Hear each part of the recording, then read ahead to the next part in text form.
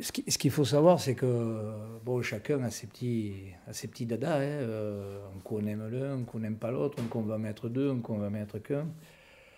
Ça veut dire que il va falloir enlever quelqu'un. Hein. Ou tu enlèves Valbuena derrière, ou tu enlèves Ribéry, ou tu enlèves. Voilà, pourquoi pas. Alors c'est toute la question qui se pose. Quoi. Je veux dire, après, le système de jeu, si on joue à deux attaquants comme ça, c'est quand même. C'est demander à Karim à tourner autour d'Olivier, hein, d'avoir un registre un peu plus récupérateur. Donc, c'est de lui enlever aussi des forces sur le plan offensif. C'est pas des choix faciles, quoi. Je veux dire, c'est pas simple. Et, ça dépend. Les deux peuvent jouer ensemble. Si je réponds simplement et basiquement, je dirais que les deux peuvent jouer ensemble.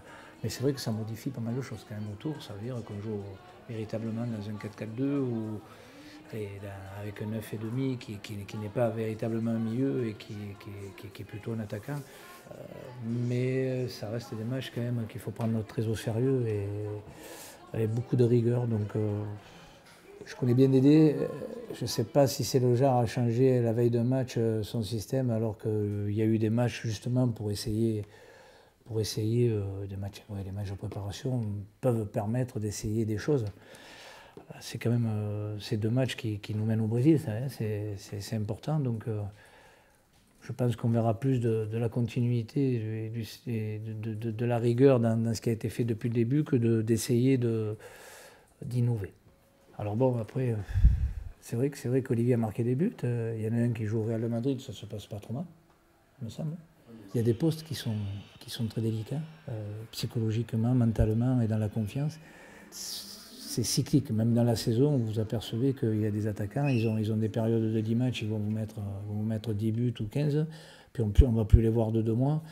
Et si on les enlève, psychologiquement, il faut faire attention à ce qu'on fait. Ce n'est pas uniquement de dire, bon, je sais que la réflexion est de dire on en met un par rapport à l'autre, j'y va pas, on enlève, on met l'autre. Il faut faire attention quand même. Faire attention parce que ça ne s'arrête pas là. Donc peut-être à un certain moment, il y a peut-être un coup à jouer, quelque chose à faire.